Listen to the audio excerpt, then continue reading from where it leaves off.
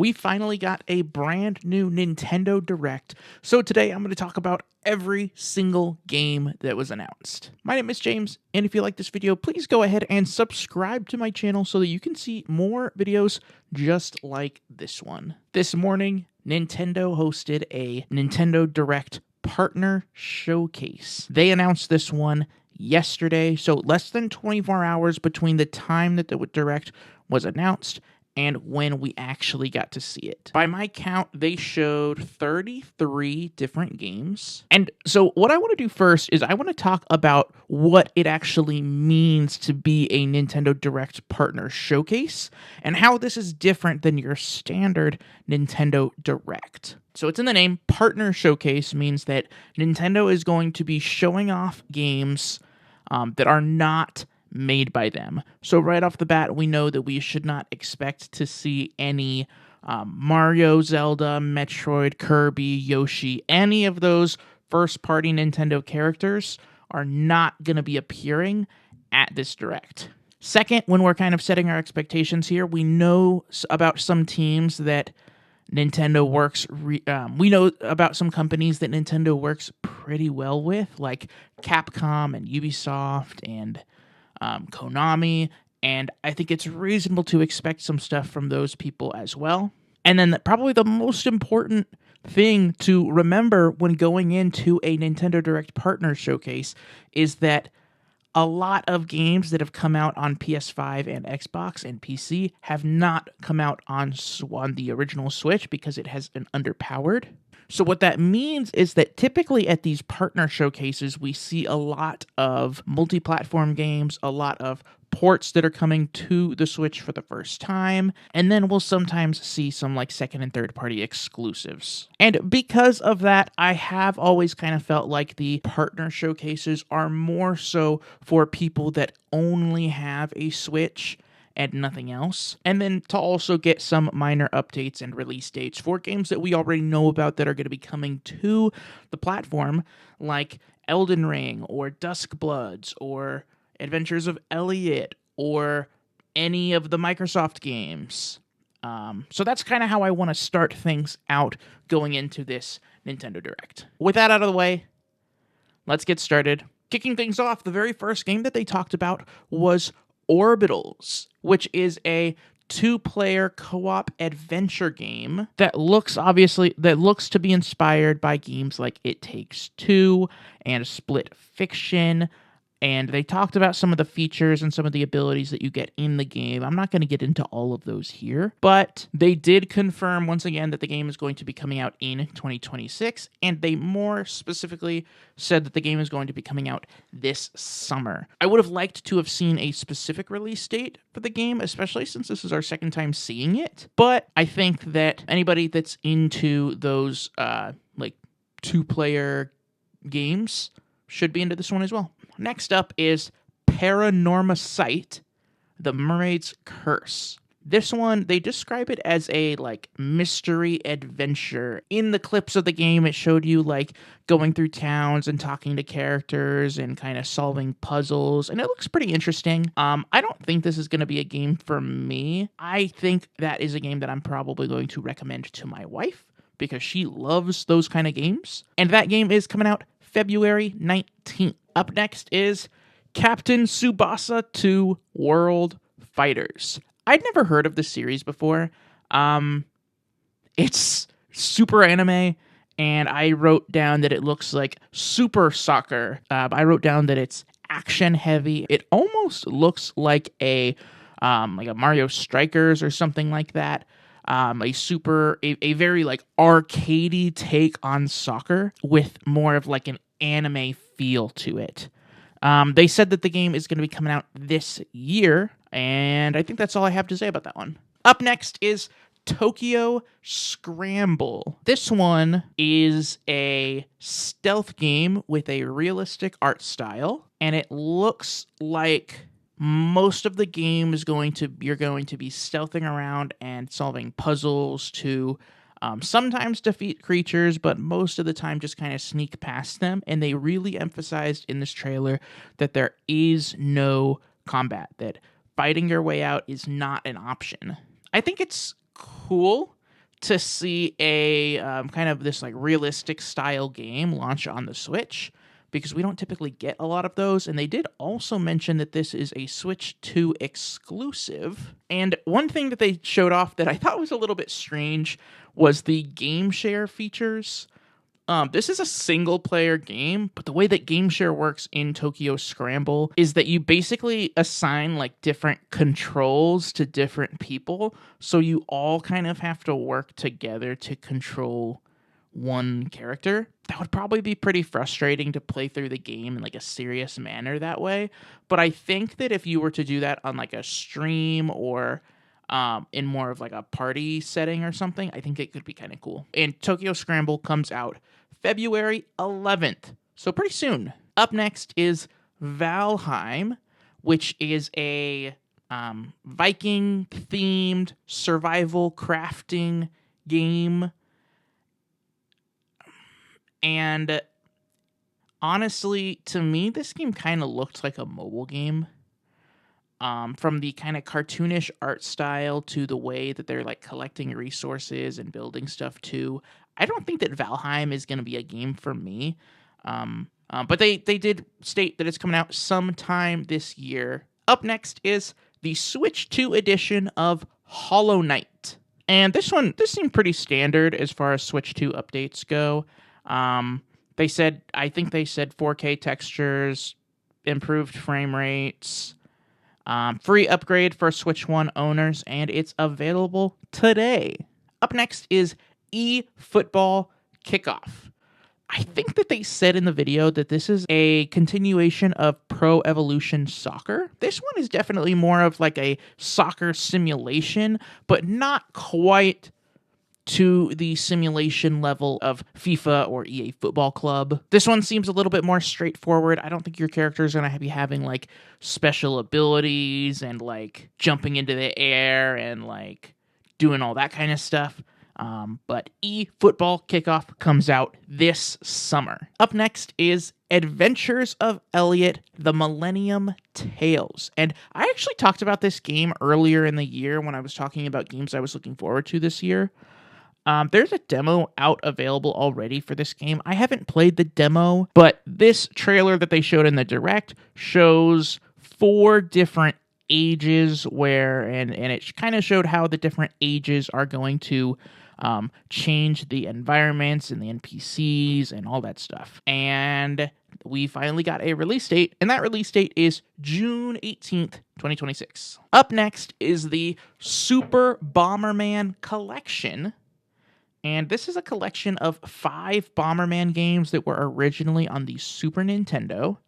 And apparently only Super Bomberman and Super Bomberman 2 were released in the US or outside of Japan, one of those.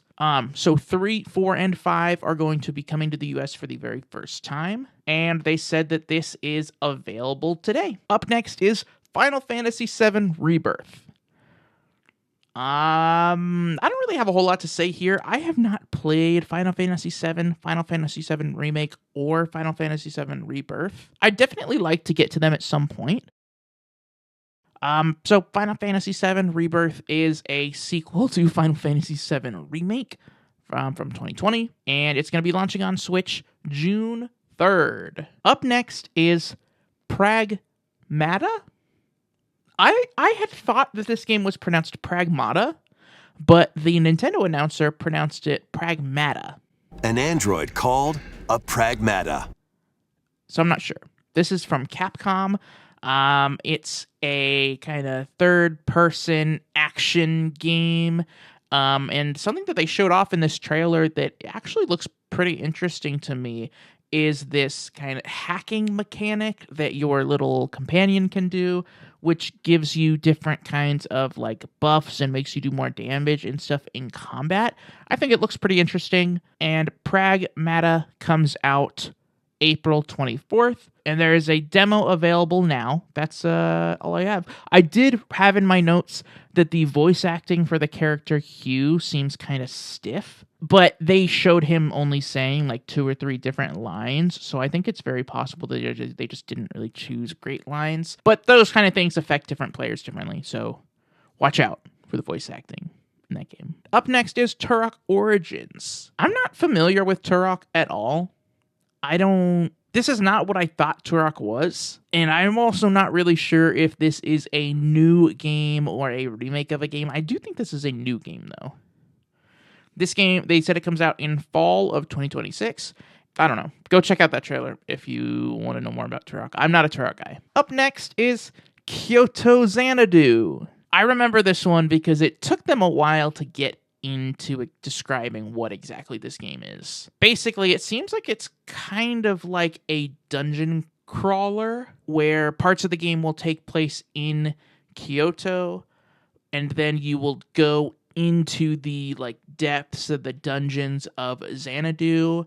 And when you're going through the dungeons and stuff, it looks like it's more of a 2D action platformer, but then it also has some sections of 3D boss battles. It looks kind of interesting. I think I would want to hear more before I commit to buying it or playing it, but I think that the 2D action sections look pretty cool. Up next is Digimon Story Time Stranger. I was pretty sure this game already came out, but apparently this game has not come out yet, but it is finally coming out. It comes out July 10th. I don't think there's really a whole lot for me to say about this game. My best point of reference would probably be Pokemon. The turn-based battle system looks pretty similar, but Digimon Story Time Stranger will be out July 10th.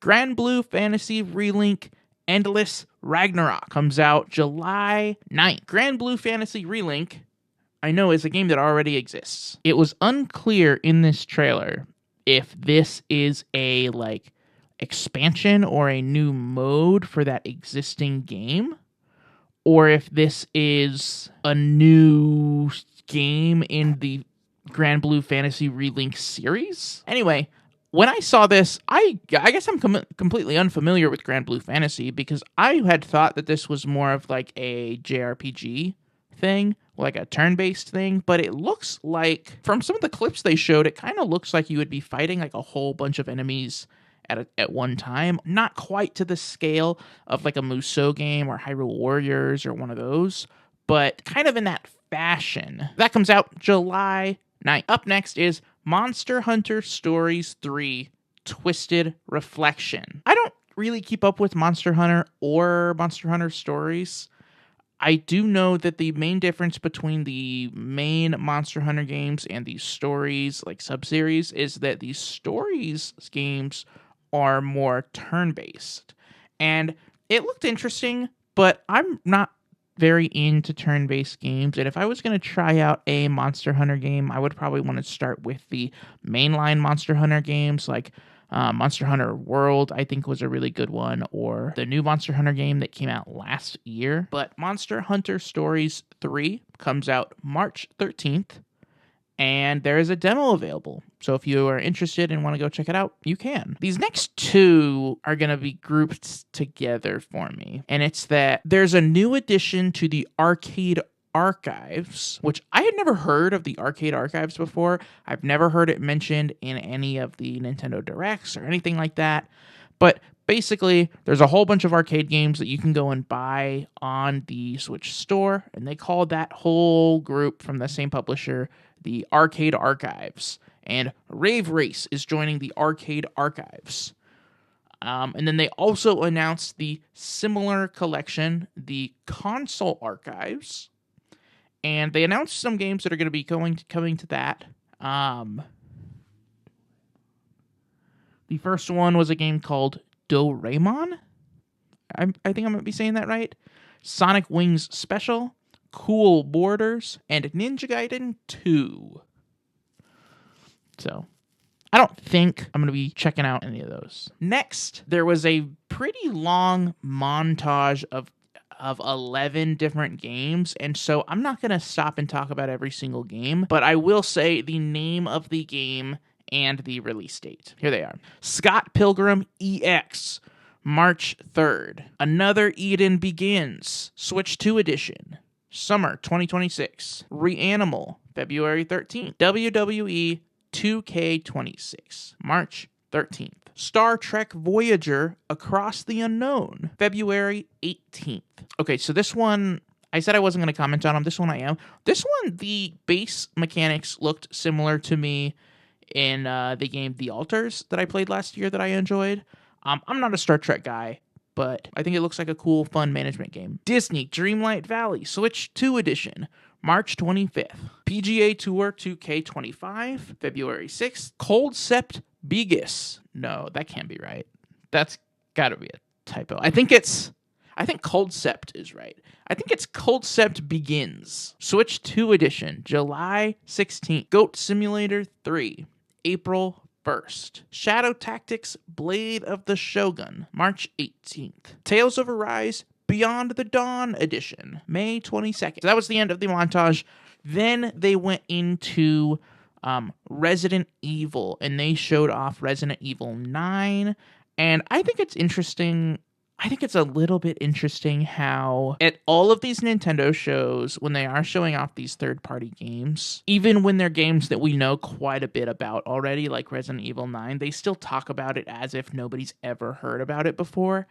I just think that's kind of funny. The big thing here was that Resident Evil 9 is going to be getting 2 different amiibo, one of Grace and one of Leon. I don't think I'm going to pick up these amiibo. I know nothing about Resident Evil, but I'm really glad to see Nintendo and even Capcom supporting amiibo, which I guess this isn't that crazy for Capcom, because Capcom there's also a whole bunch of really, really high quality Monster Hunter amiibo that are out there too, which I'm pretty sure is also Capcom. Resident Evil 9 comes out February 27th, and then also Resident Evil 7 and 8 are launching on Switch that same day. Up next, we finally received word from Microsoft, kind of.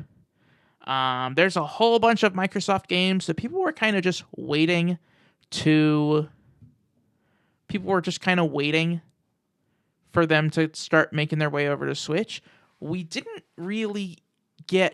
see anything from like Microsoft proper, like Halo or Gears of War or anything like that. But we did see Todd Howard, and he was there to tell us that 3 games from Bethesda are going to be landing on Switch.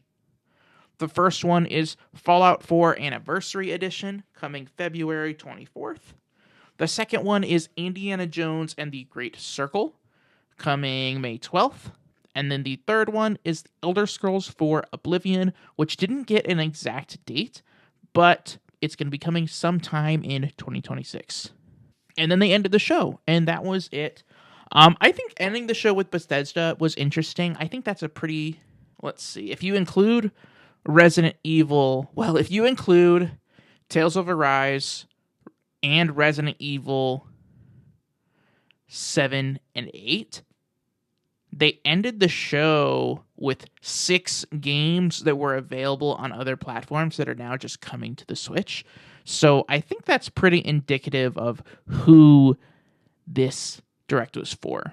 As for me, there's not really a whole lot in there that I'm interested in playing, but what is exciting to me is seeing more and more and more third-party games support the Switch, and then even seeing something as huge as Resident Evil 9 coming to the Switch coming to Switch 2 on day 1, I feel like is huge. I know that that's not new information that came out of this Direct, but I'm still pretty excited about it. I remember the days of the Wii U, and basically it just being understood the only games that you were going to have available to play are Nintendo games, like Nintendo first-party games. And so I think it's really fun to see how they've kind of turned it around a little bit. As for specific games from this Direct that I will be playing, Adventures of Elliot for sure, Pragmata. I'd like to play Resident Evil 7, 8, and 9 at some point. Indiana Jones and the Great Circle, I think is great. If I were to play it again, I would probably play it on PS5. I would expect, actually, that Indiana Jones and the Great Circle is going to run really well on Switch 2. I played the entire game on my Series S, and it played phenomenally. And then finally, Elder Scrolls 4 Oblivion, which I won't be waiting to play that on Switch because I'm actually playing that right now on Game Pass. And that's it, guys. That's everything that I have to say about today's Nintendo Direct Partner Showcase in the comment section. Please let me know what you thought of this Nintendo Direct. Let me know which games you are looking forward to. If you want more Nintendo news, please check out my weekly show, Mission Report, where I talk about the different Nintendo news headlines every single week. And I think that's it. Thanks, guys.